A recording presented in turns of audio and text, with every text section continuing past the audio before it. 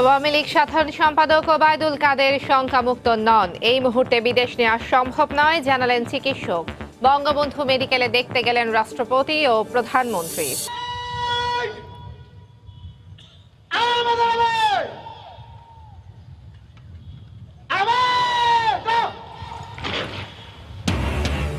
রাজশাহী সেনানিবাসে 4টি রেজিমেন্টকে জাতীয় পতাকা তুলে দিলেন প্রধানমন্ত্রী। যে কোনো হুমকি মোকাবেলায় প্রস্তুত থাকার নির্দেশ।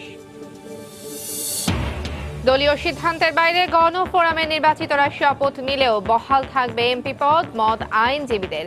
নৈতিকতা বিরোধী মন্তব্য বিএনপিপন্থী আইনজীবীদের। পুরান ঢাকায় কেমিক্যাল গোডাউন উচ্ছেদ অভিযানে আজও বাধা। ব্যবসায়ীদের বিক্ষোভের মুখে প্লাস্টিক কারখানায় টাস্ক ফোর্সের সদস্যদের অবস্থান। এবং আবারও গ্যাসের দাম বাড়ানোর উদ্যোগ সরকারের। উচ্চমূল্যের এলএনজি আমদানি আর ভর্তুকি কমানোর দোহাই প্রতিমন্ত্রীর। যৌক্তিকতা নিয়ে প্রশ্ন ক্যাবের।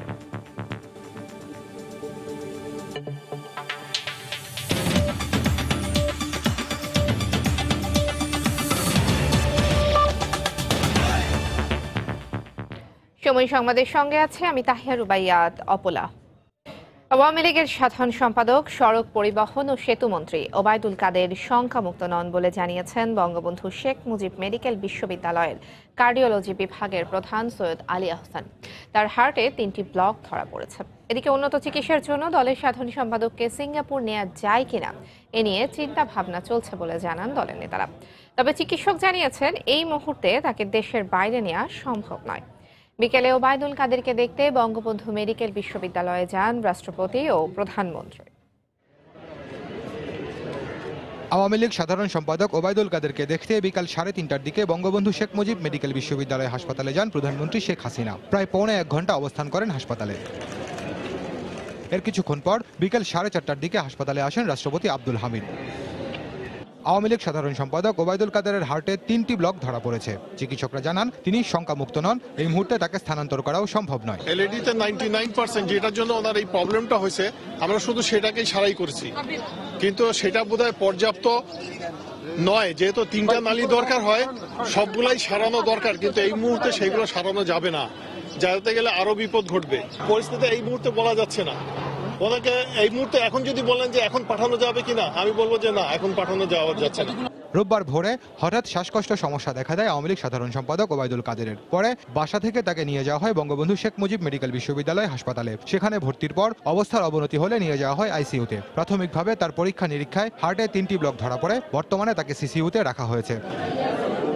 এর আগে সকালে দলীয় নেতারা জানান সাধারণ সম্পাদককে উন্নত চিকিৎসার জন্য দেশের বাইরে নেওয়ার বিষয়ে চিন্তাভাবনা করছেন তারা। অন্য কোথাও মুভ হইতে পারে যদি ডাক্তার সেটা নির্দেশনা দেন অথবা পরামর্শ দেন।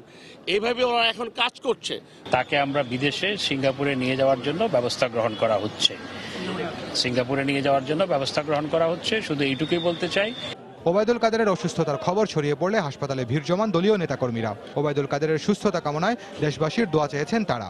আমাদের মাননীয় সাধারণ সম্পাদক জনাব ওবায়দুল কাদেরের জন্য আপনারা সবাই দোয়া করবেন, প্রার্থনা করবেন।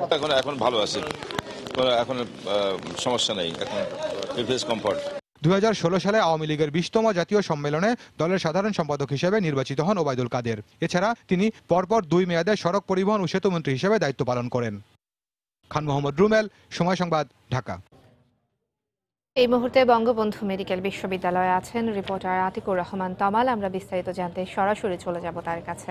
তমাল, সফলা যেমনটা শুনছিলেন রুমেলের রিপোর্টে, যে তিনি কিন্তু এখনো শঙ্কামুক্ত নন, অর্থাৎ তাকে যে সকাল 7টায় নিয়ে আসা হয়েছে সেই থেকে কিন্তু এখনো তিনি শঙ্কামুক্ত নন এবং তার কিন্তু ব্লকে কিন্তু তিনটি তার কিন্তু ব্লক ধরা পড়েছে এবং এর মধ্যে কিন্তু একটি ব্লক কিন্তু খুলে গেছে, কিন্তু অন্য 2টি ব্লক কিন্তু এখনো রয়ে গেছে এবং এটি কিন্তু একটি 80%, অন্য কিন্তু 100%। আপনাকে যদি আমি একটু দেখাই, সেটি হচ্ছে যে এই যে ব্লকটি রয়েছে ডি ব্লক, সেটিতে কিন্তু তিনি রয়েছেন। সেখানে কিন্তু সিসিইউ বঙ্গবন্ধু শেখ মুজিব মেডিকেল বিশ্ববিদ্যালয়ের। আপনাকে জানিয়ে রাখি যে ওনাকে যখন সকালবেলা নিয়ে আসা হয়, তারপরে কিন্তু আমরা দেখেছি যে কিছুক্ষণ আগে প্রধানমন্ত্রী শেখ হাসিনা, রাষ্ট্রপতি আব্দুল হামিদ এবং স্পিকার কিন্তু তিনি এসেছিলেন এবং তারা কিন্তু তার সাথে অনেক কিছুক্ষণ কথা বলে চলে গেছেন। এবং আমরা যতদূর জানি যে আজকে সকালে তাকে যখন নিয়ে আসা হয় তারপরে কিন্তু তাকে শুরুতে কিন্তু তার যে হিঞ্জিওগ্রাম করা হয় এবং হিঞ্জিওগ্রাম পরে তার কিন্তু 3টি ব্লক ধরা পড়ে এবং তারপরে তার সিটি স্ক্যান করা হয়। এবং সেটি ছাড়া কিন্তু আপনাকে জানা রাখি যে আওয়ামী লীগের যে নেতাকর্মীরা রয়েছেন তারা কিন্তু সবাই কিন্তু হেসছেন, যদিও কিন্তু ডাক্তারদের পক্ষ থেকে বলা হয়েছিল যে তারা যেন ভিড় না করেন। তো সেই জায়গা থেকে কিন্তু আমরা দেখছি যে সকাল থেকে কিন্তু অনেক নেতাকর্মী হেসছেন এবং তারা কিন্তু সকাল থেকে কিন্তু সেখানে কিন্তু আছেন এবং তারা সবাই কিন্তু ওবায়দুল কাদেরের রোগ মুক্তি কামনা করেছেন এবং তারা কিন্তু দোয়া চেয়েছেন দেশবাসীর কাছে। আপনাকে জানিয়ে রাখি যে ডাক্তাররা জানিয়েছেন 24 থেকে 72 ঘন্টার হাই কিন্তু কোনো কিছুই বলা যাচ্ছে না এখন আর কি হবে। এবং আমরা যদি জানতে পেরেছি একটি অসমর্থিত সূত্রে, সেটি হচ্ছে যে তাকে কিন্তু সিঙ্গাপুরে নিয়ে যাওয়া মনে করেন যে হতে পারে এবং সেটা কিন্তু একটি এয়ার অ্যাম্বুলেন্স নিয়ে আসা হবে এবং সেটি মূলত কোন সময় হবে সেটা কিন্তু আমরা এখনো নিশ্চিত না। তো সব মিলে বলা চলে এই ছিল আমার কাছে সবশেষ খবর। হপলা।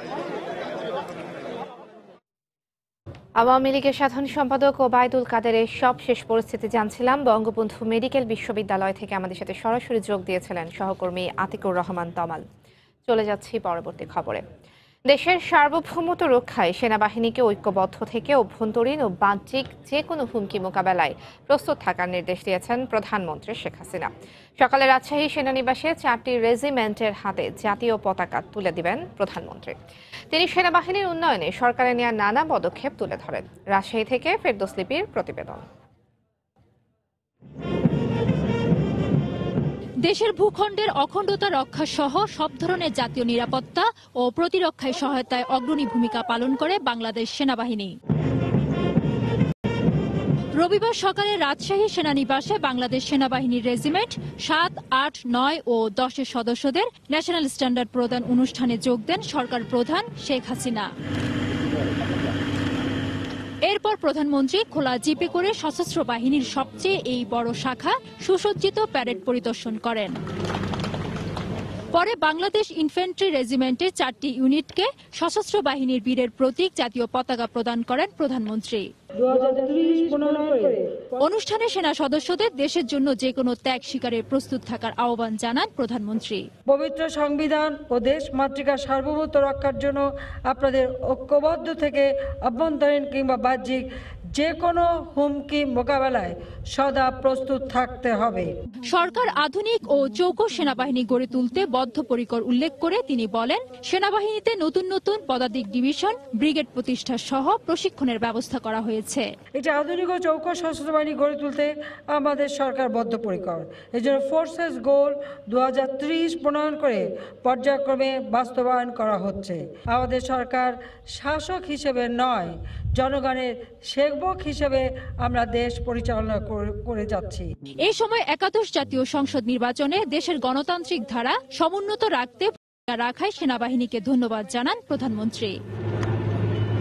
রণাঙ্গনে সশস্ত্র বাহিনীর মর্যাদার প্রতীক জাতীয় পতাকা পাওয়া এসব বীর সেনারা ভবিষ্যতেও দেশের সার্বভৌমত্ব রক্ষায় নিজেদের সর্বোচ্চ আস্থায় নিয়োজিত করবে এমন প্রত্যাশার কথাও ব্যক্ত করেন প্রধানমন্ত্রী। পরে সেনা সদস্যদের বিশেষ নৈপুণ্য, লাঠি খেলা সহ নানা কসরত উপভোগ করেন প্রধানমন্ত্রী সহ আগত অতিথিরা।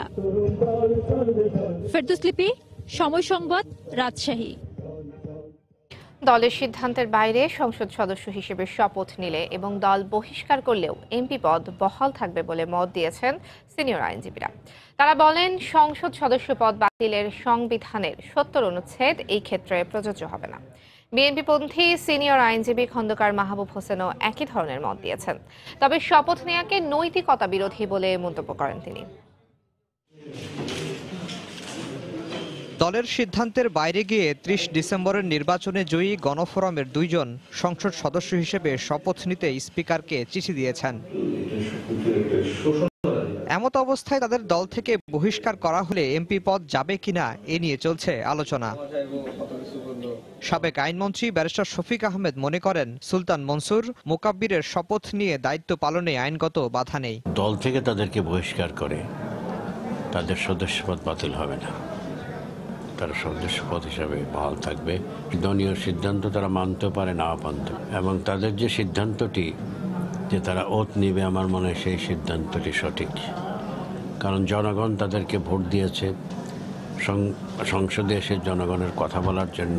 একই ধরনের মত দিয়েছেন বিএনপি সমর্থক সিনিয়র আইনজীবী খন্দকার মাহবুব হোসেন। তবে শপথ নেয়াকে নৈতিকতা বিরোধী বলেও মনে করেন তিনি। ঐক্যফ্রন্ট পার্লামেন্টে নাই, সেই কারণে তাদেররা যদি শপথ নেন অর্থাৎ সংসদ সদস্যের শপথ নেন, সেক্ষেত্রে সংবিধান অনুযায়ী তাদের সংসদ পদ বাতিল হবে না, এবং তাদেরকে যদি বহিষ্কারও করা হয় তবুও তাদের সংসদ পদ বাতিল হবে না। প্রহসনের নির্বাচন হয়েছে, সেই প্রহসনের নির্বাচনে যখন বৃহৎ দল বিএনপি যাচ্ছে না, সেই ক্ষেত্রে তাদের যদি যাওয়া হয় তাহলে মনে করা হবে যে তারা জাতিসংঘে বিশ্বাসঘাতকতা করেছেন। 30 ডিসেম্বরের নির্বাচনে জাতীয় ঐক্যফ্রন্টের 8 জন সংসদ সদস্য নির্বাচিত হন। এর মধ্যে গণরামের সুলতান মনসুর ধানের শীষ এবং মোকাব্বির খান উদীয়মান সূর্য প্রতীকে নির্বাচন করেন। আফজাল হোসেন, সময় সংবাদ, ঢাকা। এদিকে গণফোরামের বিজয়ী 2 প্রার্থীর শপথ নিয়ে সংসদে গেলেও জাতীয় ঐক্যফ্রন্টে কোনো সমস্যা হবে না বলে মন্তব্য করেছেন বিএনপির স্থায়ী কমিটির সদস্য ডক্টর খন্দকার মোশাররফ হোসেন। জাতীয়তাবাদী কৃষক দলের নবগঠিত আহ্বায়ক কমিটির নেতাদের নিয়ে সাবেক রাষ্ট্রপতি জিয়াউর রহমানের সমাধিতে শ্রদ্ধা নিবেদন শেষে তিনি এই মন্তব্য করেন। আমাদের দৃঢ় বিশ্বাস যে আমরা একটি বড় টার্গেট করে আমরা ঐক্যফ্রন্ট করেছি। বাংলাদেশ জাতীয়তাবাদী দল হচ্ছে এই ঐক্যফ্রন্টের প্রধান এবং বৃহৎ দল। অতএব এ ব্যাপারে আমি বিশ্বাস করি, যদি ঐক্যফ্রন্টের বা ওই ফোরামের তাদের দলের গণফোরামের যদি কেউ ইভেন সংসদে যায়ও, তারপরেও আমরা মনে করি ঐক্যফ্রন্টের যেহেতু একটা অত্যন্ত বৃহৎ একটা লক্ষ্য আছে, সেই জন্য ঐক্যফ্রন্টের কোনো অসুবিধা হবে না বলে আমার দৃঢ় বিশ্বাস। 5 বছরেও বগুড়ায় সাইদিকে চাঁদে দেখা গুজব সংক্রান্ত 56টি মামলার কোনোটিরই বিচার শেষ হয়নি। কেবল চার্জশিটেই আটকে আছে মামলার কার্যক্রম। সরকারি কৌঁসুলি জানান, বিচারক স্বল্পতায় বিচার কাজ কিছুটা বিলম্বিত হচ্ছে। বিস্তারিত মাজেদুর রহমানের রিপোর্টে, ক্যামেরায় ছিলেন রবিউল ইসলাম। 5 বছর আগে মানবতা বিরোধী অপরাধে দেলোয়ার হোসেন সাইদিকে মৃত্যুদণ্ড ঘোষণা পর 3 মার্চ ভোরে বগুড়ার বিভিন্ন মসজিদে মাইকে সাইদিকে চাঁদে দেখা গেছে বলে পরিকল্পিতভাবে গুজব ছড়ানো হয়। এরপর তাকে রক্ষার ঘোষণা দিয়ে জামাত শিবিরের ক্যাডাররা জেলার 12টি উপজেলায় একযোগে চালায় তাণ্ডব। রাস্তায় গাছ ফেলে বিভিন্ন সড়ক ও মহাসড়ক অবরোধ করে। নন্দীগ্রাম, ধুনট, বগুড়া সদর, শিবগঞ্জ, শাহজাহানপুর, শেরপুর, কালো উপজেলা পরিষদ ও থানায় হামলার পাশাপাশি 6টি পুলিশ ফাঁড়ি, অফিস, আদালত, বেসরকারি প্রতিষ্ঠানে হামলা, ভাঙচুর, অগ্নিসংযোগ ও লুটপাট চালায় তারা। আমার স্ত্রী, আমার 6 মাসের নাতি এবং আমার পুত্রবধূ ঘরে তালাবদ্ধ করে যে অগ্নিসংযোগ করে, এই দিনের কথা মনে করলে আমার গাটা এখনো শিউরে ওঠে। আমাদের তো চতুর্দিকে ঘিরে ধরছে, আমাদের বাঁচার কোনো উপায় নেই। তা ঠিক আছে, আমরা আস্তে আস্তে একটা করে ব্লাঙ্ক ফায়ার করি আর ওদেরকে একটু দূরে দিই। এরকম করতে করতে সকাল 11টা পর্যন্ত আমরা নিজেদেরকে সেভ করলাম। সুষ্ঠু বিচারের মধ্য দিয়ে এইসব যারা ত্রাস করেছিল, যারা অন্যায় করেছে, যারা এই সব লুটপাট করেছে, তাদের দৃষ্টান্ত শাস্তি হবে, আমরা একটা বিচার পাব। উত্তরবঙ্গের সাথে সারা দেশের যোগাযোগ বন্ধ করে কারাবন্দী মাওলানা সাইদিকে মুক্ত করার ষড়যন্ত্র ছিল দিনটিতে। আমি তখন বগুড়া জেলার পুলিশের দায়িত্ব পালন করেছি। আমরা বিভিন্ন জায়গায় তাদেরকে মোকাবেলা করে বগুড়া শহর থেকে বের করে দিই এবং তৎপরবর্তী সময় তাদের বিরুদ্ধে মোট 53টি মামলা রুজু হয়। মামলাগুলোর চার্জশিট হয়েছে, এখন সাক্ষীর পর্যায়ে উঠেছে। জজ সাহেব একটু শর্ট আসে, যার জন্য মামলাগুলো একটু ধীর গতিতে চলতেছে। মামলার জটটা আমাদের খুব বেশি জজ কোর্টে।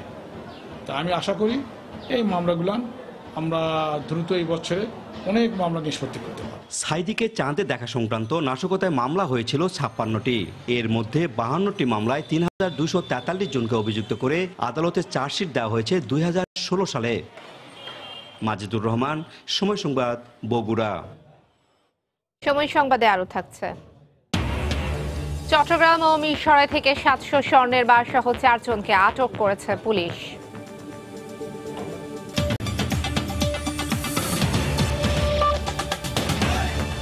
ভিগো ইলেকট্রিক কন্ডুইট পাইপ, থাকুন ভাবনাহীন, হ্যাসেল ফ্রি লাইফ। আবারও গ্যাসের দাম বাড়ানোর প্রক্রিয়া শুরু করেছে সরকার।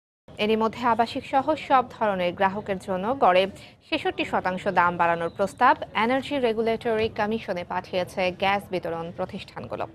আগামী সপ্তাহ হতে যাচ্ছে দাম বাড়ানোর আবেদনের ওপর গণশুনানি। জ্বালানি প্রতিমন্ত্রী বলছেন, উচ্চ মূল্যের এলএনজি আমদানি আর ভর্তুকি কমাতেই নেওয়া হয়েছে গ্যাসের দাম বাড়ানোর উদ্যোগ। তবে এর যৌক্তিকতা নিয়ে প্রশ্ন তুলেছে ক্যাব। ভূঁইয়া রবিনের রিপোর্ট। গেল বছর উচ্চ মূল্যের এলএনজি আমদানিকে কেন্দ্র করে শুরু হয় গ্যাসের দাম বাড়ানোর তোড়জোড়। সে অনুযায়ী গত জুনে গণশুনানিও করেছিল বাংলাদেশ এনার্জি রেগুলেটরি কমিশন। তবে নির্বাচনের মাত্র ২.৫ মাস আগে গত ১৬ অক্টোবর বিইআরসির আদেশে গ্যাসের দাম না বাড়ানোর সিদ্ধান্ত নেওয়া হয়। তবে সে আদেশের মাত্র ৫ মাসেরও কম সময়ের মধ্যে আগামী সপ্তাহে শুরু হতে যাচ্ছে আবারও গ্যাসের দাম বাড়ানোর আনুষ্ঠানিকতা। বিতরণ প্রতিষ্ঠানগুলোর আবেদনে সব শ্রেণীর গ্রাহকের জন্য গ্যাসের দাম গড়ে ৬৬% বাড়ানোর প্রস্তাব করা হয়েছে, যার মধ্যে আবাসিকে ১ চুলার জন্য ৭৫০ থেকে বাড়িয়ে ১০০০ টাকা আর ২ চুলার ক্ষেত্রে ৮০০ থেকে বাড়িয়ে ১২০০ টাকা করার আবেদন করা হয়েছে। অন্যান্য গ্রাহকদের ক্ষেত্রে খাতভেদে ১৭ থেকে ১৫৮% পর্যন্ত দাম বাড়ানোর প্রস্তাব করা হয়। এসব আবেদনের ওপর গণশুনানি চলবে ১১ থেকে ১৪ মার্চ পর্যন্ত। এলএনজি আসছে তো ৫০০ এমএমসি ঢুকে গেছে, এটাতে কিছুটা প্রাইস আমরা রিঅ্যাডজাস্টমেন্ট করতে চাই। রিঅ্যাডজাস্টমেন্ট যে করবো তারপরও ভর্তুকি করতে হবে, কারণ কস্টলি এক্সপেন্সিভ তো আমার জন্য। আমি মনে করি এখনও আমাদের কম্পেয়ার টু ইনকাম লেভেল এখনও প্রাইসের দিক দিয়ে আমরা অনেক কাজ করতে হবে। তবে দাম বাড়ানোর আবেদন নাকচের মাত্র ৫ মাসের মাথায় আবারও বিইআরসির গণশুনানির যৌক্তিকতা নিয়ে প্রশ্ন রয়েছে ভোক্তা অধিকার সংগঠন ক্যাবের। মানুষের পণ্য বা সেবা ক্রেতাকে দেওয়ার পরেই তার কাছে মূল্য দাবি করা যায়, ক্রেতাকে দেওয়ার আগে মূল্য দাবি করা যায় না। এখন পর্যন্ত 450 এমএমসি গ্যাস রেগুলার সরবরাহ হয়, এরপরে আবার 750 সরবরাহ হবে, এরকম অজুহাতে দাম পুনর্নির্ধারণের প্রস্তাব গ্রহণ করা বিইআরসির এখতিয়ার বহির্ভূত। সবশেষ ২০১৭ সালের মার্চে গ্যাসের দাম গড়ে প্রায় 23% বাড়ানো হয়। ফারুক ভূঁইয়া, রবি, সময় সংবাদ, ঢাকা। দেখছেন সময় সংবাদ। Click switch ৫০,০০০ bar on of করা যায় নিশ্চিন্তে। ক্লিক সুইচ চলছে, চলবে। গণহত্যা দিবস উপলক্ষে ২৫শে মার্চ রাত ৯টায় সারা দেশে একযোগে ১ মিনিটের জন্য ব্ল্যাক আউট কর্মসূচি পালন করা হবে বলে জানিয়েছেন স্বরাষ্ট্রমন্ত্রী আসাদুজ্জামান খান কামাল। এবারের স্বাধীনতা দিবসের প্রস্তুতি নিয়ে সচিবালয়ের দুপুরে ব্রিফিংয়ে তিনি একথা জানান। এছাড়া ২৬শে মার্চ জাতীয় স্মৃতিসৌধ এবং এর আশপাশের এলাকায় ব্যাপক নিরাপত্তা ব্যবস্থা নেওয়া হয়েছে বলে জানান মন্ত্রী। আগামী ২৫শে মার্চ ২০১৯ তারিখ রাত্র ৯টা থেকে ৯টা ১ মিনিট পর্যন্ত আমরা সারা দেশের প্রতীকী ব্ল্যাক আউট পালন করব। যানবাহন এবং কেপিআইগুলো এর আওতার বাইরে থাকবে। এই কর্মসূচি পালনকালে সারা দেশে প্রয়োজনীয় নিরাপত্তার ব্যবস্থা গ্রহণ করা হবে এবং আমরা সেগুলো নিরাপত্তার জন্য আমরা সবসময় নজর রাখব। যারা দেশের উন্নয়নকে বাধাগ্রস্ত করতে চায় তাদেরকে বর্জনের আহ্বান জানিয়েছেন ঢাকা ২ আসনের সংসদ সদস্য অ্যাডভোকেট কামরুল ইসলাম। সকালে রাজধানীর কামরাঙ্গীরচরে হাজী আব্দুল আওয়াল কলেজের নবনির্মিত ভবন ও এইচএসসি পরীক্ষার্থীদের বিদায় অনুষ্ঠানে এই আহ্বান জানান তিনি। তথ্য প্রযুক্তির ভালো দিকগুলো ব্যবহার করতে শিক্ষার্থীদের প্রতি আহ্বান জানান কামরুল ইসলাম। এ সময় নিজেদের আরও যোগ্য করে গড়ে তুলতে শিক্ষকদের প্রতি আহ্বান জানান তিনি। নতুন প্রজন্মকে সঙ্গে নিয়ে সরকার একটি উন্নত রাষ্ট্র গড়তে চায় বলে মন্তব্য করেন অ্যাডভোকেট কামরুল ইসলাম।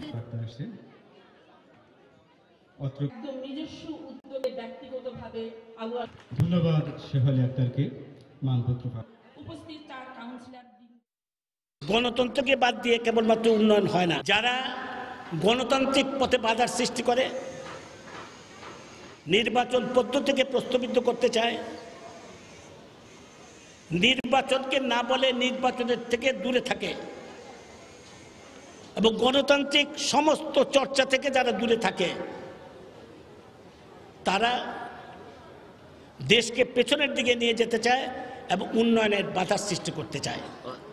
তাদেরকেও আমাদেরকে ঘৃণা করতে হবে, তাদেরকেও আমাদেরকে বর্জন করতে হবে। গ্রামের মানুষের কাছে শহরের সুবিধা পৌঁছে দিতে মহাপরিকল্পনা নিয়ে বর্তমান সরকার কাজ করছে বলে জানিয়েছেন গৃহায়ন ও গণপূর্ত মন্ত্রী শ.ম. রেজাউল করিম। দুপুরে রাজুকোত্তর অ্যাপার্টমেন্ট প্রকল্পের এ ব্লকের ফ্ল্যাট হস্তান্তরের লটারি অনুষ্ঠানে কথা বলেন তিনি। রাজুকের কোনো কর্মকর্তার বিরুদ্ধে সুনির্দিষ্ট অভিযোগ পেলে কঠোর ব্যবস্থা নেওয়া হবে বলেও জানান মন্ত্রী। প্রধানমন্ত্রী বলছেন আমার শহর আমার গ্রাম। অনেক সময় কেউ কেউ বলতে ভুল করেন যে তাহলে গ্রামকে কি সব শহর করে দেবে। না, গ্রাম গ্রামের জায়গায় থাকবে, কিন্তু গ্রামে যারা বসবাস করেন সেই মানুষকে সকল নাগরিক সুবিধা নিশ্চিত করার কথাই কিন্তু আমরা বলেছি। আমি পরিষ্কারভাবে সকল বলেছি, দায়িত্বশীলতার সঙ্গে স্বচ্ছতার সঙ্গে কাজ করতে হবে। কোনোভাবেই কোনো নাগরিক যেন সেবা গ্রহণ করতে এসে অনিয়ম অথবা হয়রানির শিকার না হয়, এটাকে নিশ্চিত করতে হবে। বিমানের ক্রয় বিক্রয় এবং লিজ দেয়া সহ বিমান বাংলাদেশ এয়ারলাইন্সের ৮টি খাতে দুর্নীতির সন্ধান পেয়েছে দুর্নীতি দমন কমিশন। এছাড়া সিভিল অ্যাভিয়েশনের 11টি খাতেও রয়েছে দুর্নীতি। দুপুরে বিমান প্রতিমন্ত্রীর হাতে এই বিষয়ে একটি রিপোর্ট হস্তান্তর করেন দুদক কমিশনার ডক্টর মোজাম্মেল হক খান। প্রতিমন্ত্রী জানান, বিমান মন্ত্রণালয়ে দুর্নীতি করলে কাউকেই ছাড় দেওয়া হবে না। যেখানে দুর্নীতির সম্ভাবনা বেশি, অর্থাৎ দুর্নীতি অতীতে ঘটেছে এবং ঘটার ব্যাপারে বিভিন্ন জনের এই ধরনের অভিযোগ এবং অভিজ্ঞতাও রয়েছে, সেই ক্ষেত্রগুলো যদি বলি যে বিমান ক্রয় এবং বিমান লিজ খাতে অনেক সময় দুর্নীতি হয়, এইটার দাম বেশি করে এবং যোগসাজস্য হয়, অনেক ধরনের উচ্চ মূল্যের জিনিস কিন্তু হয়। রক্ষণাবেক্ষণ এবং ওভারহোলিং যে কাজগুলো হয় এটাও অনেকটা টেকনিক্যাল। এই কাজগুলো করানোর ক্ষেত্রেও সরকারের অর্থের অপচয় হয় বলে আমাদের কাছে কথা আছে। আমাদের মন্ত্রণালয় থেকে দুর্নীতি বিরোধী সমস্ত কার্যক্রম আমরা অব্যাহত রাখবো। যারাই দুর্নীতির সাথে সংশ্লিষ্ট থাকবে তাদেরকে কঠোর হস্তে দমন করা হবে, তাদের আইনের আওতায় সুপর্দ করা হবে। এই ব্যাপারে আমরা আপনাদেরকে প্রতিশ্রুতি দিচ্ছি। নাইকো দুর্নীতি মামলার অভিযোগ গঠনের পরবর্তী শুনানি আগামী 19 মার্চ নির্ধারণ করেছেন আদালত। দুপুরে বকশীবাজার পুরনো কারাগারের অস্থায়ী বিশেষ আদালতের বিচারক শেখ হাফিজুর রহমান আসামি পক্ষের আইনজীবীদের সময় আবেদনের পরিপ্রেক্ষিতে এই তারিখ নির্ধারণ করেন। এর আগে দুপুর 12টা34 আদালতে বেগম জিয়াকে হাজির করা হয়। আদালতে প্রবেশ করেই বেগম জিয়া জানান, গত 20 ফেব্রুয়ারি আদালতে আসার জন্য প্রস্তুত থাকলেও তাকে আনেনি কারা কর্তৃপক্ষ। এছাড়া শুনানিতে খালেদা জিয়ার উন্নত চিকিৎসার আবেদন জানান আসামি পক্ষের আইনজীবী, তবে সেই আবেদনের কোনো আদেশ দেননি আদালত। এটা একটা ভয়েড অ্যাব ইনিশিও, একটা নালিটি, একটা অচল মামলা এবং এই মামলায় সকলকে অব্যাহতি দেওয়ার জন্য আমি আদালতের কাছে আবেদন করেছি। গত 24 তারিখে মেডিকেল বোর্ড তাকে বেগম খালেদা জিয়াকে পরীক্ষা করেছেন, তারা একটা মতামত দিয়েছেন এবং জেল কোডের বিধান অনুসারে এবং মাননীয় উচ্চতর আদালতের যে নির্দেশ আছে সেই অনুসারে বঙ্গবন্ধু মেডিকেল বিশ্ববিদ্যালয়ে তারা চিকিৎসা চেয়েছেন। আমরা বলেছি জেল কোডের বিধান অনুসারে যতটুকু চিকিৎসা দেওয়া যায় আমরা আমাদের কোনো আপত্তি নেই। অভিযানের তৃতীয় দিনেও বাধার মুখে পড়ল রাসায়নিক গুদাম ও কারখানা উচ্ছেদে গঠিত সরকারি টাস্কফোর্স। পুরান ঢাকার লালবাগ কেল্লার মোড়ে একটি প্লাস্টিক কারখানায় অভিযান চালাতে গেলে বিক্ষোভ শুরু করে শ্রমিকরা। ঢাকা দক্ষিণ সিটি কর্পোরেশনের কর্মকর্তা জানান, কোনো বাধায় অভিযান বন্ধ করতে পারবে না। এদিকে আজ 13টি রাসায়নিক কারখানায় গ্যাস, পানি, বিদ্যুৎ সংযোগ বিচ্ছিন্ন করে দিয়েছে টাস্কফোর্স।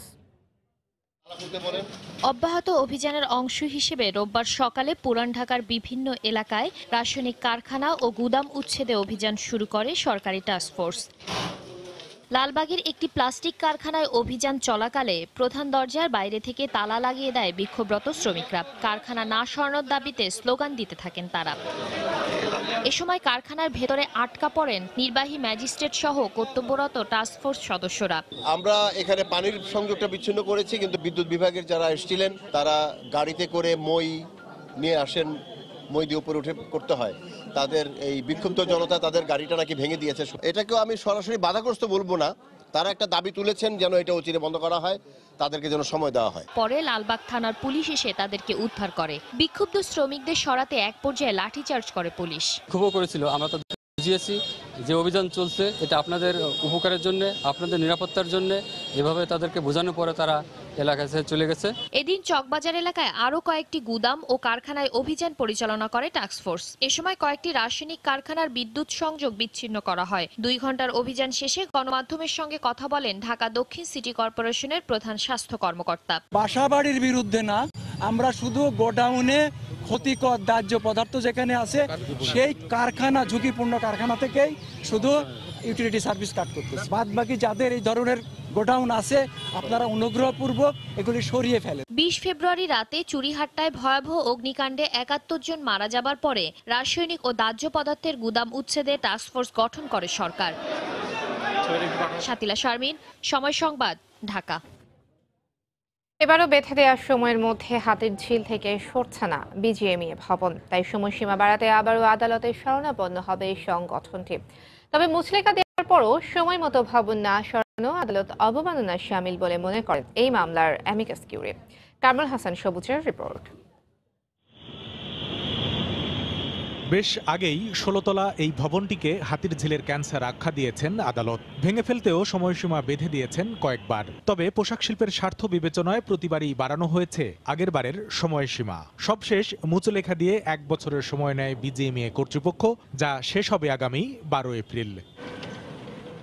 আদালতের রায় মাথায় রেখে রাজধানীর উত্তরায় চলছে তৈরি পোশাক শিল্প মালিকদের সংগঠন বিজিএমইএ এর নতুন ভবনের নির্মাণ কাজ। 2 তলা বেসমেন্টের ওপর 13 তলা এই ভবনের প্রথম ও দ্বিতীয় পর্যায়ের কাজ শেষ হয়েছে, চলছে তৃতীয় পর্যায়ের কাজ। 2টা ফেজের কাজ অলরেডি হ্যাজ ডান, থার্ড ফেজের 15 to 20% কাজ already has done. Third floor স্ল্যাবের কাজ চলতেছে। পুরানা ভবন ছাড়তে আন্তরিকতার কোনো ঘাটতি নেই, তবে নতুন ভবনে বিজিএমইএ এর দাপ্তরিক কার্যক্রম শুরু করতে আরও কিছুদিন সময় লাগবে বলে জানালেন সংগঠনটির সভাপতি। এই বিল্ডিং যে আমরা ছেড়ে দেব সেখানে কোনো রকমের কোনো দ্বিধাদ্বন্দ্ব নাই। 12 এপ্রিলের মধ্যে যাওয়া আমার মনে হয় না যে আমরা কোনোভাবে পারবো। কোর্টের কাছে আবার লিখিত জানাবো এবং আমরা যা কিছু করি না কেন কোর্টের সাথে সরকারের সাথে আলাপ আলোচনা করেই করব। ভবন সরাতে বারবার সময়সীমা বাড়ালে আদালতের প্রতি সাধারণ মানুষের ভিন্ন ধারণা তৈরি হতে পারে বলে মনে করেন মামলার অ্যামিকাস কিউরি। আদালত নিজেই বলেছেন যে আর কোনো সময় দেওয়া হবে না এবং তার আন্ডারটেকিং দিয়েছেন চলে যাবেন। যদি না যায় আমার মনে হয় আদালত এখানে স্বপরিণত তাদের প্রতি আদালত অবমাননার মামলা করতে পারেন। বারবার তাদেরকে সময় দেন আর এটা অপসারণ করা না হয় তাহলে আদালত সম্পর্কে মানুষের ধারণাটা, পারসেপশনটা ওই অন্যরকম হবে। শক্তিশালী প্রতিষ্ঠান দেখেই কি তাদেরকে বারবার টাইম দেওয়া হচ্ছে? বিজিএমইএর ভবন স্থানান্তর জটিলতাও বারবার শেষ হচ্ছে না দীর্ঘদিন ধরে। আর আগামী 12 এপ্রিলের মধ্যে কোনো অফিসিয়াল কার্যক্রম এই ভবনে স্থানান্তর যে সম্ভব নয় তার বাস্তব চিত্র এই বিশাল কর্মযজ্ঞ। তবে আগামীতে নতুন করে সময়সীমা বাড়ানো হবে নাকি আগের সময়সীমাই বহাল থাকবে তা নির্ধারণ করবেন দেশের সর্বোচ্চ আদালত। কামরুল হাসান সবুজ, সময় সংবাদ, ঢাকা। স্বাধীনতার আগের পুরনো ভাঙাচোরা ভবনে জীবনের ঝুঁকি নিয়ে শাহজাহানপুর রেলওয়ে কলোনিতে বসবাস করছেন রেলের কর্মকর্তা কর্মচারীরা। 25 একর জায়গা জুড়ে রেল কলোনির পুরোটাই যেন এক ময়লার ভাগাড়। ভবনের কোল ঘেঁষে গড়ে উঠেছে শত শত বস্তিঘর। তবে সমাধানে এখনই কোনো পদক্ষেপ নয় বলে জানিয়েছেন রেলমন্ত্রী। নাজমুস সালেহীর 3 পর্বের ধারাবাহিক প্রতিবেদনের আজ দেখুন প্রথম পর্ব। ক্যামেরায় ছিলেন খলিলুর রহমান। উপর থেকে হলুদ রঙের এই ভবনগুলো দেখতে বাস উপযোগী সুন্দর মনে হলেও কাছাকাছি গেলে এর চিত্র পুরোটাই ভিন্ন। 50-60 বছরের জীর্ণশীর্ণ পুরানো ভবন, সংস্কারের অভাবে খসে পড়ছে পলেস্তরা, কোথাও কোথাও ভেঙে গেছে দেয়াল, ফাটল ধরেছে ঘরের ভেতরের দেয়ালেও, মাথার উপর ভেঙে পড়ছে প্লাস্টার।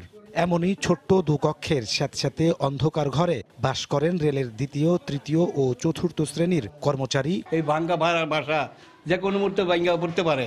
সারাক্ষণ টেনশনে থাকতে হয়। বাচ্চা নিয়ে গোসলখানা ঢুকছি, উপরে থেকে পড়তেছে সিমেন্ট বালি ভাঙ্গা। ঘর থেকে বের হলেই রাস্তা জুড়ে ময়লার ভাগাড়। চিকন সরু রাস্তা সারা বছরই ডুবে থাকে পানি আর কাদায়।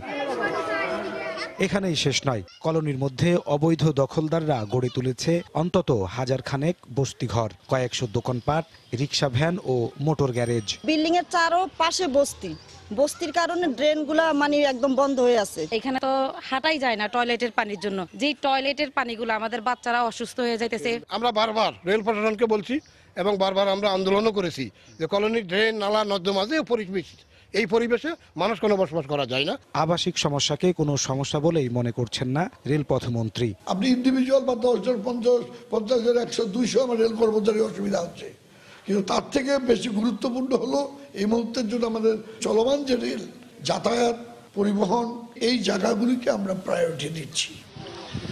শাহজাহানপুর রেল কলোনিতে 108টি ভবনের 900 ইউনিটে বরাদ্দ দেওয়া হয়েছে প্রায় 2500 কর্মচারী ও কর্মকর্তা পরিবারকে। দূষণ আর দখলে ঘিঞ্জি বস্তিতে পরিণত হয়েছে শাহজাহানপুর রেলওয়ে কলোনি। বসবাসকারী রেলের কর্মচারীরা বলছেন দীর্ঘদিন বিভিন্ন জায়গায় ধর্ণা দিয়েও ফিরছে না বসবাসের পরিবেশ, আর তাই বাধ্য হয়ে অনেকে ছেড়ে যাচ্ছেন রেলওয়ে কলোনি। নাজমুস সালিহি, সময় সংবাদ, ঢাকা। দেখছেন সময় সংবাদ। আরএফএলের রেইনবো পেইন্টস জাদুই জানে। রেইনবো পেইন্টস, ছড়াও জীবনের রং। চট্টগ্রাম নগরী ও মিরসরাইয়ে আলাদা অভিযানে 700 স্বর্ণের বার সহ 4 জনকে আটক করেছে পুলিশ। ঢাকা চট্টগ্রাম মহাসড়কের মিরসরাইয়ের সোনাপাহাড় এলাকায় প্রাইভেট কারের গতিরোধ করে জোরারগঞ্জ থানা পুলিশ পরে তল্লাশি চালিয়ে 60 কেজি ওজনের 600 স্বর্ণের বার উদ্ধার করা হয়। এ সময় করিম শাহ ও রাকিব নামে দুজনকে আটক করা হয়, যার বাজার মূল্য আনুমানিক 22 কোটি টাকা বলে জানিয়েছে পুলিশ।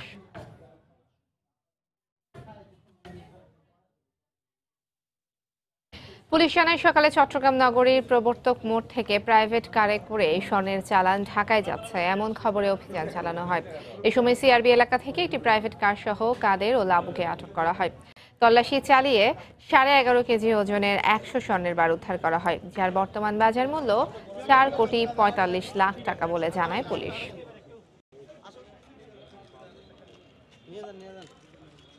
বান্দরবানের সীমান্ত থেকে আটক মিয়ানমারের সেনা সদস্যকে দেশটিতে ফিরিয়ে দিয়েছে বিজেপি।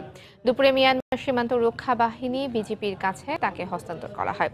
এর আগে নাইক্ষ্যংছড়ির ঘুমধুম সীমান্তের 0 পয়েন্টে বিজিবি ও বিজেপির ব্যাটালিয়ন পর্যায়ে পতাকা বৈঠক অনুষ্ঠিত হয়। এতে বিজেপির 9 সদস্যের দলের নেতৃত্ব দেন কক্সবাজার 34 ব্যাটালিয়নের অধিনায়ক লেফটেন্যান্ট কর্নেল মোহাম্মদ আলী হায়দার আজাদ আহমেদ। মিয়ানমারের বিজেপির প্রতিনিধি দলের নেতৃত্ব দেন কেউ উইংলিং। বৈঠক শেষে মিয়ানমারের সেনা সদস্য অনবো থিনকে হস্তান্তর করা হয়। অনুপ্রবেশের দায়ে গত 24 জানুয়ারি নাইক্ষ্যংছড়ির ভালুখায়া সীমান্ত এলাকা থেকে ওই সেনা সদস্যকে আটক করে বিজিবি।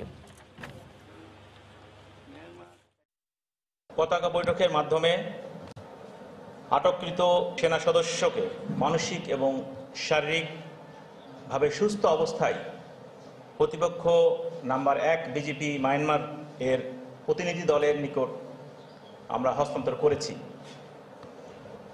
উল্লেখ্য, উক্ত মায়ানমার বিজেপি সদস্যকে আটকের পর জেনেভা কনভেনশন অনুযায়ী তার আহার, বাসস্থান, চিকিৎসা সহ সকল প্রকার সুযোগ সুবিধা প্রদান করা হয়েছে। আগামী 5 বছর পর নানা ধরনের ব্যাগ সহ কোনো পাট পণ্য বেচাকেনায় ভ্যাট নেবে না সরকার। একই সঙ্গে বহুমুখী পাট পণ্য উৎপাদনে বিশেষায়িত কম্পোজিট পাট কল স্থাপনের উদ্যোগ নেওয়া হবে। সকালে রাজধানীর ফার্ম গেটে জেডিপিসিতে এক মত বিনিময় সভায় এই তথ্য দেন বস্ত্র ও পাট মন্ত্রী গাজী গোলাম দস্তগীর। যদিও উদ্যোক্তারা মনে করেন বাড়তি উৎপাদন খরচের কারণে আন্তর্জাতিক বাজারে প্রতিযোগিতায় পিছিয়ে পড়ছেন তারা। শুভ খানের রিপোর্ট। স্বাধীনতার আগে ও পরবর্তী সময়ে বিশ্বে বাংলাদেশের পরিচিতি ছিল সোনালী আঁশের দেশ হিসেবে, কিন্তু পলিথিন ও প্লাস্টিক পণ্যের বিকাশে ধরে রাখা যায়নি সেই অবস্থান। বর্তমানে বিশ্ব বাস্তবতায় পরিবেশ বান্ধব হিসেবে আবারও পাটের ব্যাপক সম্ভাবনা দেখা দিয়েছে। এরই মধ্যে খাদ্যশস্য ও চিনি মোড়কজাত করার জন্য পাটের বস্তা ব্যবহারের সুপারিশ করেছে বিশ্ব স্বাস্থ্য সংস্থা। চলতি বছরেই পলিথিন ও প্লাস্টিক পণ্যের ব্যবহার 80% কমানোর ঘোষণা দিয়েছে ইইউভুক্ত দেশগুলো। দেশেও বিভিন্ন খাদ্যশস্যে পাটের মোড়ক ব্যবহার বাধ্যতামূলক করা হয়েছে। তারপরও নানা সীমাবদ্ধতায় সম্ভাবনার সবটুকু কাজে লাগানো যাচ্ছে না বলে জানান উদ্যোক্তা। গত বছর আমরা ক্লাসিক্যাল হ্যান্ডমেড 450 টন কালার সুতা কিনেছি, কিন্তু এই কালার সুতার ডাইং এর ফ্যাক্টরিও কিন্তু খুবই কম। ফ্যাব্রিক আমাদের দেশে যেখানে স্যার 28 টাকা স্যার প্রতি গজের জন্য নিচ্ছে, ইন্ডিয়াতে স্যার সেটা খরচ পড়ছে 11 থেকে 11.5 টাকায়। যে কারণে আমরা কম্পিটিটিভে পারছেন, আমাদের টোটাল কস্টিং এ দেখা যাচ্ছে যে 25 থেকে 30% বেশি হয়ে যাচ্ছে।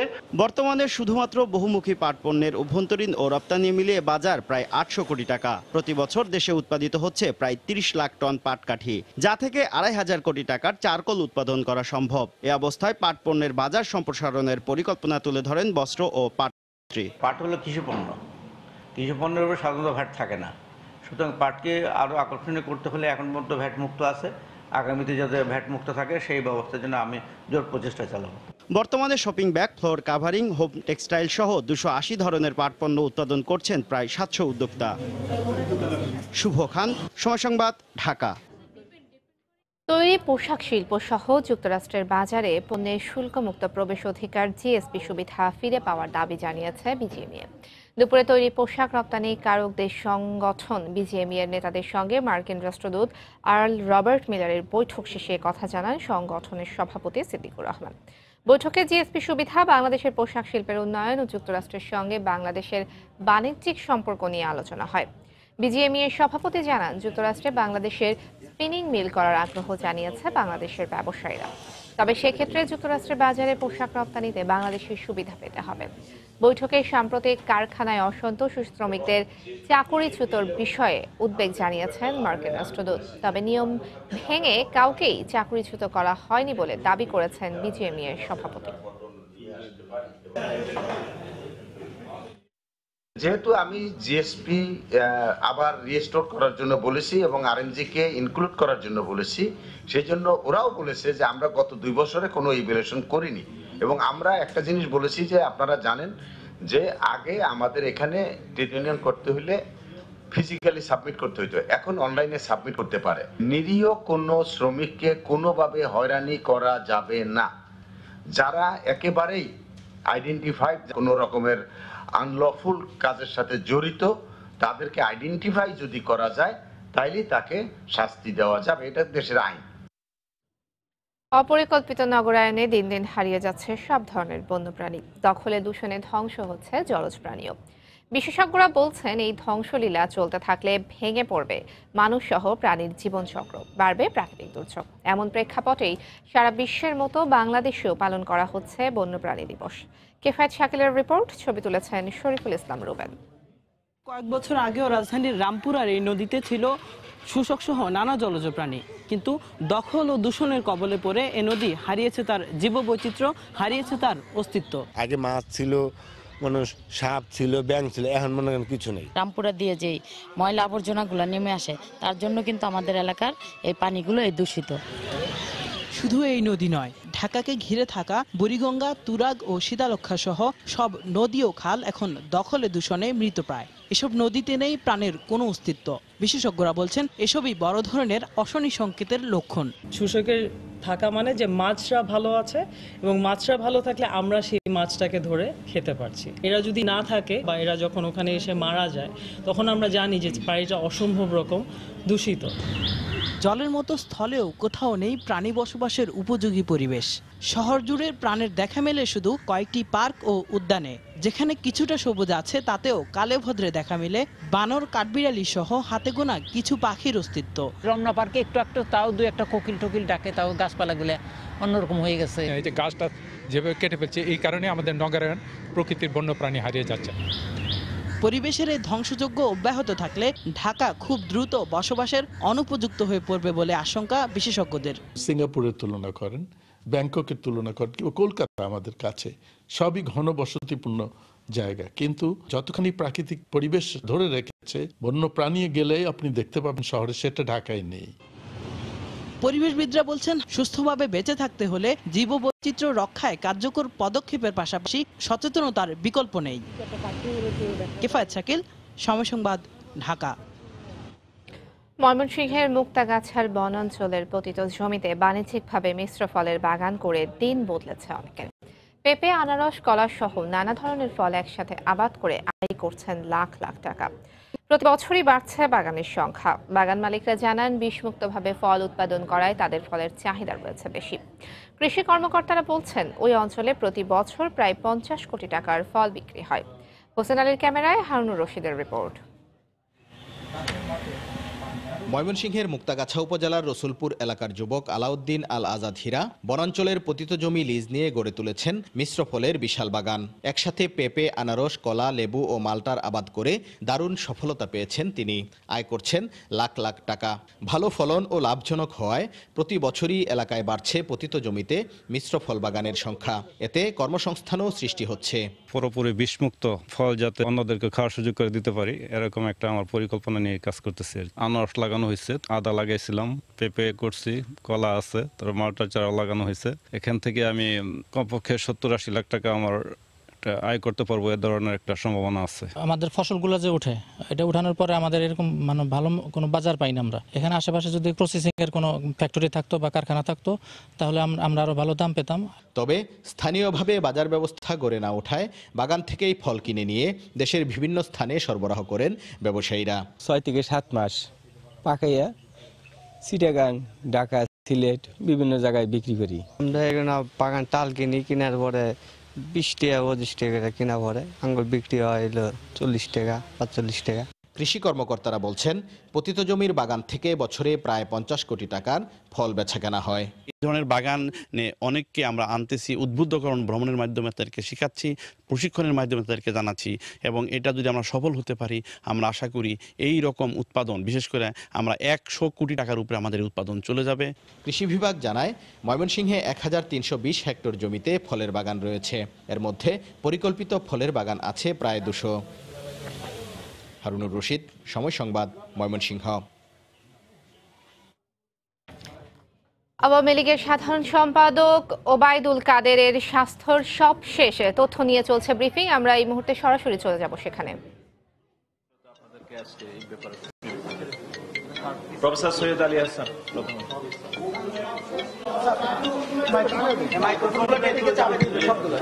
আগে একটা ব্রিফিং করে একসাথে সব আছে।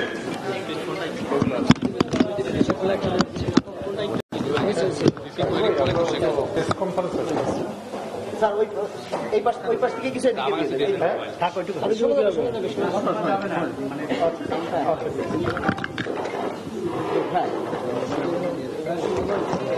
হ্যাঁ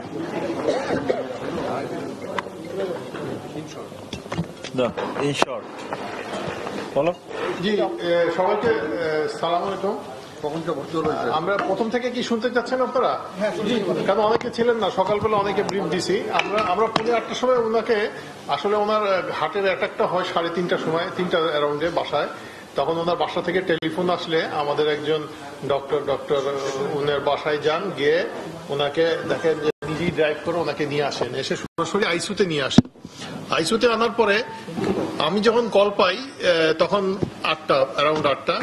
আমি গিয়ে দেখি ওনারা ইসিজি করছেন। ইসিজিতে তেমন কোনো চেঞ্জ নাই, কিন্তু ইসিজি করতে করতে দেখা গেল যে ওনার হার্ট আস্তে আস্তে স্লো হয়ে যাচ্ছে এবং এক পর্যায়ে উনি দেখলাম শ্বাস নিতে আর পারছে না, নীল হয়ে গেছেন। তার মানে বুঝে ফেললাম যে কার্ডিয়াক অ্যারেস্ট। তখন তাড়াতাড়ি করে আমি সিপিআর স্টার্ট করি এবং ওনাকে ভেন্টিলেশনে দিয়ে যখন ওনার হার্টটা আবার চালু হয় তখন আমি ওনাকে চিন্তা করি যে এর পরে কি করব। তখন এর মধ্যে আমাদের যা যা ওষুধ দেওয়ার অ্যাকিউট করোনারি সিনড্রোমে আমরা সেই ওষুধগুলো ওনাকে বেটে খাওয়াই দিছিলাম টিউব দিয়ে। তারপরে ওনাকে নিয়ে আসি আমরা ক্যাথল্যাবে। আমাদের ক্যাথল্যাবে আনার পরে ওনার তাড়াতাড়ি আমরা এনজিওগ্রাম করি। এনজিওগ্রামে দেখা গেল যে ওনার 3টা আর্টারি নালী ব্লক। ওনার আগে থেকেও ডায়াবেটিস ছিল, সেটাও দেখলাম আনকন্ট্রোল, অনেক বেশি হয়ে গেছে। এবং এই 3টা নালীতে তখন আমরা সবাই কয়েকজন মিলে সিদ্ধান্ত নেই যে কি করা যায়। তখন বলে যে এটা ক্রিটিক্যাল যেটা ব্লক, এলএডি বলে, এলএডিতে যেটা হার্টের 2/3 অংশ সাপ্লাই দেয়, সেই নালীটা খুলে দেওয়ার জন্য সবাই বললো যে এটা খুলে দিলেই হয়তো উনি কিছু ইমপ্রুভ করবেন। তাই আমরা সেই অ্যাটেম নিয়ে ওই নালীটা খুলি। খোলার পরে সত্যি ঘন্টা 2 উনি খুব ভালো, ওনার হেমোডাইনামিক স্ট্যাটাস, সেটাকে স্টেন্টিং বলে, যেটা প্রাইমারি পিসিআই বলে। হ্যাঁ, প্রাইমারি পিসিআই করে দেই। তারপরে উনি 2 ঘন্টা খুব ভালোই ছিলেন। তারপর দেখা গেল যে প্রেশার কিছুক্ষণ আবার কমে যাচ্ছে, আবার কিছুক্ষণ পরে ওঠে, তারপরে ইলেকট্রোলাইট ইমব্যালেন্স হয়, অনেক রকম প্রবলেম দেখা দিল। তখন আমরা ঠিক করলাম যে এরপরে কি করা যায়। বিভিন্ন সবার সাথে আমরা পরামর্শ করে আমরা চিন্তা করলাম আইবিপি প্রতিস্থাপন করব। তো আইবিপি একটা যন্ত্র যেটা প্রেশারকে মেনটেন রাখে। তো সেটা দেওয়ার পরে উনি এখন হেমোডাইনামিক্যালি স্টেবল আছেন, চোখ খুলছেন, কথা বলছেন, কিন্তু ক্রিটিক্যাল স্টেজই বলবো, এখন ক্রিটিক্যাল স্টেজই আছেন। উনি পা নাড়াচ্ছেন, নাড়ায় বলতেছেন কথাবার্তা, চেষ্টা করতেছেন কথাবার্তা। এখন এই অবস্থায় উনি আছেন। তো আমরা আরো কিছুক্ষণ দেখবো এই হেমোডাইনামিক স্টেবিলিটি যদি আইবিপি মেশিন দেয় কিছুক্ষণ স্টেবল থাকে, তাহলে আমাদের সিদ্ধান্ত 2টা হবে। যে আমরা হয়তো মেডিকেলও থেরাপি দিয়েও যেতে পারি অথবা বাইপাস নেক্সট হয়তো অন্যান্য যে নালীগুলো ব্লক আছে সেইগুলা খুলে দেওয়ার জন্য হয়তো বা বাইপাস করতে পারি। তাই এটা সিদ্ধান্ত সময় সাপেক্ষে।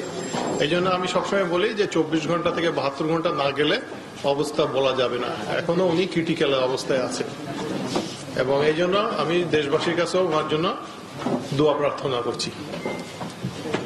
এই অবস্থায় কি ওনাকে দেশের বাইরে বা ট্রিটমেন্টের জন্য উন্নত চিকিৎসার জন্য পাঠানোর কোনো সুযোগ আছে কিনা? এই অবস্থায় পাঠালে আসলে স্টেবিলিটি আনস্টেবল হয়ে যেতে পারে। প্লেনের জার্নিটা কি হবে, এটা যেখান থেকে যারা নিতে পারবে, যারা নিতে আসবে, তারা যদি এসে মনে করে যে তাদের অ্যাম্বুলেন্স, তাদের টেক আপ, তাদের ম্যান পাওয়ার সবকিছু স্টেবল আছে, তাহলে তারা নিতে পারবে।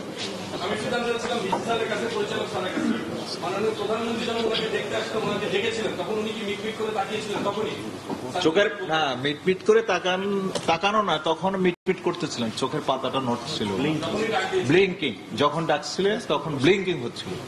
আর মহামান্য রাষ্ট্রপতি যখন আসছেন উনি চোখ বড় করে তাকালেন, এখনো তাকালেন। আমাদের মোহাম্মদ নাসিম প্রাক্তন মন্ত্রী মহোদয় উনি যখন ডাকলেন তখনও কিন্তু উনি চোখ খুললেন। আমাদের দেশের চিকিৎসা ব্যবস্থা অনেক উন্নত হয়েছে, আমরা দাবি করে থাকি। তো এখন আমরা যতটুকু সমৃদ্ধ হয়েছি ততটুকুর মাধ্যমে ওনাকে সারিয়ে তোলা সম্ভব কিনা বলো। এটা তো আপনারা প্রমাণই পাচ্ছেন যে সকালবেলা উনি এসেছেন, আসার 2-3 মিনিটের ভিতর ওনার হার্ট বন্ধ হয়ে গেছে। সেই বন্ধ হওয়া হার্ট কার্ডিয়াক মেসেজ দিয়ে প্রফেসর সৈয়দ আলী হাসান, উনি আপনি জানেন বঙ্গবন্ধু কার্ডিওলজি ডিপার্টমেন্টের চেয়ারম্যান, উনি নিজে থেকে ওই সময় মেসেজ দিয়ে সেটেল করে ক্যাথ ল্যাবে নিয়ে, মানে যেখানে অ্যাঞ্জিওগ্রাম করা হয় ওখানে নিয়ে প্রাইমারি অ্যাঞ্জিওপ্লাস্টি উইথ স্টেন্টিং, যেটাকে আপনারা সাধারণ ভাষায় বলেন রিং পরানো, সেটা পরানোর পরে উনি সেটেল করছেন, 2 ঘন্টা ভালো ছিলেন। কিন্তু একটা প্রবলেম হয়, যখন রক্ত চলাচল একবার হার্টের বন্ধ হয় তখন ওইটা আমরা বলি ইসিমিয়া। এই ইসিমিয়া যখন আবার রক্ত পায় তখন আবার রিপারফিউশন, মানে নতুন করে রক্ত চলাচল শুরু করে। এই রিপারফিউশন হলে একটা ইঞ্জুরি হয়, আমরা বলি রিপারফিউশন ইঞ্জুরি। এই রিপারফিউশন ইঞ্জুরি থেকে বেরিয়ে আসতে বেশ কিছুটা সময় লাগে, কোনো সময় 6 ঘন্টা, কোনো সময় 12 ঘন্টা, কোনো সময় আবার 1 দিন বা 2 দিনও লেগে যেতে পারে। তো এখন উনি রিপারফিউশন ইঞ্জুরির স্টেজে আছেন। বাট থিং ইজ দ্যাট সেই চোখ বন্ধ করার অবস্থা থেকে পিএম যখন ডাকলেন, ওই যে আমরা বলি ব্লিঙ্কিং, চোখটা একটু জাস্ট পাতানো উঠছেন, কারণ নোন ভয়েস যখন কানে যায় তখন মানুষ একটু রেসপন্স করে। That was the first. আমিও তখন পাশে ছিলাম, আমরা সবাই পাশে। আর লাস্ট যখন প্রেসিডেন্ট সাহেব ডাকলেন, উনি মহামান্য প্রেসিডেন্ট ডাকার পরে উনি চোখ খুলে তাকালেন। আর এখন উইথ হাই সাপোর্ট এবং আইআইবিপিতে উনি আছেন, স্টেডিলি ইমপ্রুভ করছে। বাট আমরা এখনো 100% বলতে পারবো না উনি আউট অফ ডেঞ্জার। উনি এখনো ইমপ্রুভ করছে। এই ইমপ্রুভের গতিটা যদি পারসিস্ট করে আরো 10-12 ঘন্টা, তাহলে আমরা ধরে নেব যে আমরা বোধহয় বিপদ মুক্ত হতে যাচ্ছি। আর সুস্থ হয়ে বাড়ি গেলে তখন আমরা বলবো যে ভালো হয়ে গেলেন। তবে প্রফেসর সৈয়দ আলী হাসান যেটা বলছেন যে পরবর্তী স্টেপগুলো এটা কোনো হার্ড অ্যান্ড ফাস্ট রুল নেই, depending on the patient situation এবং ডিজিজ প্রসেসের পরে ডিপেন্ড করে পরবর্তী সিদ্ধান্ত নেওয়া হবে। ধন্যবাদ সবাই।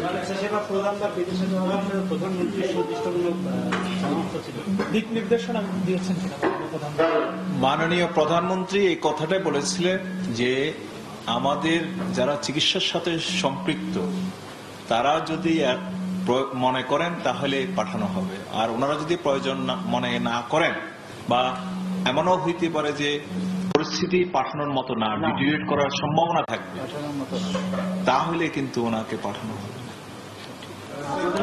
কথা বুঝছেন? তাছাড়া আর একটা কথা, যে ওদের যে টিম আসতেছে তারা যদি কোনো কমপ্লিকেশন হলে, প্লেনে এয়ার অ্যাম্বুলেন্সে কমপ্লিকেশন হলে সেটা ফেস করার মতো বা ট্যাকেল করার মতো তাদের সে প্রযুক্তি বলেন, সে ম্যান পাওয়ার বলেন, সেই ধরনের এক্সপার্টাইজ বলেন, সেটা যদি থাকে তখন কেবল আমরা অ্যালাউ করবো। এটা না হলে আমরা আপনারা জানিয়েছেন ব্লক পাওয়া গেছে, যদি জানাবেন। এটা ডান দিকের যে নালী হয়, যেটাকে রাইট করোনারি নালী বলি আমরা, সেটা 100%। এবং যেটা মধ্যখানের নালী, যেটাকে এলসিএক্স বলি, এলসিএক্স অ্যাকচুয়ালি একটা বিগ ব্রাঞ্চ দিছে, সেই ব্রাঞ্চের মধ্যে 80% ব্লক আছে এবং এলসিএক্স নিজেই ডিজিজড। আর এলএডি যেটা বলছিলাম আগে যে 2/3 মাংস হাটের মাংসকে সাপ্লাই দেয়, সেটাতে 99% ছিল, ওইটা আমরাই খুলছি। এটা আমরা ঠিক জানি না, এটার ব্যাপারে আমরা জানি না, ওইটা প্রাইম মিনিস্টার অফিস সেটা যোগাযোগ করছেন, ওনারাই এটা জানেন। আর একটা জিনিস আপনাদের মাধ্যমে, সাংবাদিক বন্ধুগণ, আপনাদের মাধ্যমে আমি বিশ্ববিদ্যালয়ের উপাচার্য হিসেবে একটা অ্যাপিল করতে চাচ্ছি, সেটা হলো আপনারা সকলে উদ্বিগ্ন, সমগ্র জাতি উদ্বিগ্ন ওনার স্বাস্থ্যের ব্যাপারে। এটা আমাদের বিশ্বাস, আপনাদের উপস্থিতি দেখেও আমরা বিশ্বাস করছি তাই, এবং আপনারা ঘন্টায় ঘন্টায় মিনিটে মিনিটে ওনার স্বাস্থ্য সম্পর্কে প্রতিবেদন আপনারা দিচ্ছেন। সেটা হলো অনেক ধরনের জটিলতা হয়, সেই জটিলতা থেকে মুক্ত থাকার জন্য আমাদেরকে নিরিবিলি চিকিৎসা সেবা দেওয়ার আমাদেরকে সুযোগ করে দিতে হবে, পরিবেশ করে দিতে হবে। সেটা পারেন আপনারাই, রাজনৈতিক নেতৃবৃন্দ। মাননীয় প্রধানমন্ত্রী আমাদেরকে স্ট্রিক্টলি বলেছেন যে যদি আমিও আসি আমাকে তোমরা ঢুকতে দিও না, কেউ যাতে এখানে ঢুকতে না পারে। আমরা একটা বই রেখেছি নিচে, ডি ব্লকের নিচে, কেউ যদি নেতৃবৃন্দ আসেন সেখানে ওনাদের নামটা লিখে দিয়ে যাবেন কে আসছিলেন। কিন্তু আমরা পারছি না, আমরা এখনো পর্যন্ত শত শত লোক ওইখানে গিয়ে দরজার এখানে হুমড়ি খেয়ে পড়ছেন। এতে কিন্তু ওনার শারীরিক জটিলতাটাই বাড়বে। যদি ইনফেকশন হয়, বিভিন্ন ধরনের জটিলতা হওয়ার সম্ভাবনা খুব বেশি। এই জন্য আপনাদের কাছে অনুরোধ, আপনারা সেইভাবে দেশকে বা জাতিকে সেভাবে একটু খবরটা পৌঁছানোর ব্যবস্থা করবেন। তাছাড়া অন্যান্য রোগীদেরও কিন্তু অনেক, সব কিন্তু হার্টের পেশেন্ট, করোনারি কেয়ার CCU 1 এবং CCU 2-তে সব হলো হার্টের পেশেন্ট, এবং ICU-তে হার্টের পেশেন্ট, তাদেরও কিন্তু করতে আমাদের অনুরোধ থাকবে তাহলে যে যদি কিছুক্ষণ পর পর 1 ঘন্টা বা 2 ঘন্টা পর পর আপনারা যদি আনুষ্ঠানিক ব্রিফিং করেন, সেই ক্ষেত্রে আমাদের জন্য সেটা সুবিধা হয় যে তথ্যটা প্রপারলি দেওয়া। মুশকিল হলো আমরা যে এতক্ষণ পর্যন্ত আমরা এদিকে কেউ আসতে পারেনি, আমাদের কারো দুপুরের খাওয়া পর্যন্ত হয় নাই, যে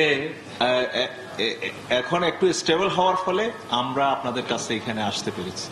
না হয় আদারওয়াইজ বিভিন্ন জন আপনাদের অনেকে ফোন করছেন, যাদেরকে একটু বেশি চিনি তাদেরকে একটু ধমকে সুরে বলতেছে, যাদেরকে হয়তো কম চিনি তাদেরকে অনুরোধ করছি যে এখন এই অবস্থা বা ওরকম অবস্থা। একটা দেখেছিলাম যে কাগজে দেখেছিলাম যে আজকে সকাল 12টায় আপনারা রিপোর্ট করেছেন যে ওনার হৃদস্পন্দন, হার্টবিট প্রতি মিনিটে 35 বার হচ্ছে। তো এখন সেটা কততে আছে? হার্টবিট ওনার মাঝখানে ঠিকই ছিল, স্বাভাবিকই ছিল, মাঝখানে একবার ওই যে বললাম না প্রেশার আপ ডাউন করছে, সেরকম হার্ট রেটও একবার 35-এ চলে আসছিল। তো সেই সময় সেটা বেশিক্ষণ না, 10-15 মিনিট। তারপরে আমরা তৎক্ষণাৎ আমরা টেম্পোরারি পেসমেকার লাগাই দিছি, যেটা ওনার হার্ট রেটকে বাড়ায় দেয়, কিন্তু সেটা কাজে দরকার হয়নি। পরবর্তীতে এখন হার্ট রেট ধরেন 100 থেকে 90, 100, 110 এর মধ্যে ফ্লাকচুয়েশন হচ্ছে, 100 এর মধ্যে ফ্লাকচুয়েশন হচ্ছে। আনসার্টিনিটি নিয়ে আসলে কিছু বলা যায় না, তারপরও আপনাদের যত রকমের কেস স্টাডি আছে, আপনারা অনেক রোগী আপনারা দেখেছেন, এই স্টেটাসের যত কেস স্টাডি আপনারা আছে, সেই এক্সপিরিয়েন্স আলোকে আপনাদের কি মনে হচ্ছে? আশাবাদী, এইটুকুই আশাবাদী।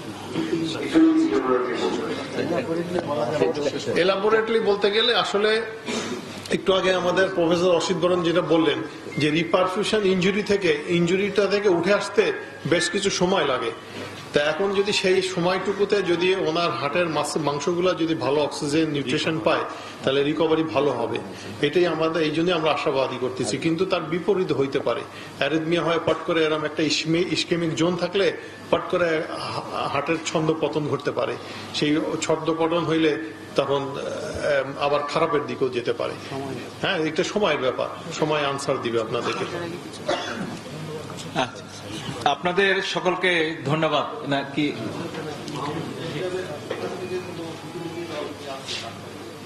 না এখনো কেউ আসে নাই?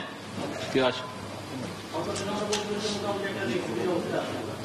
তা বলতে পারেন যে আমরা রিস্ক, ঝুঁকিপূর্ণ অবস্থায়। বাবারে, আমি তো বললাম এই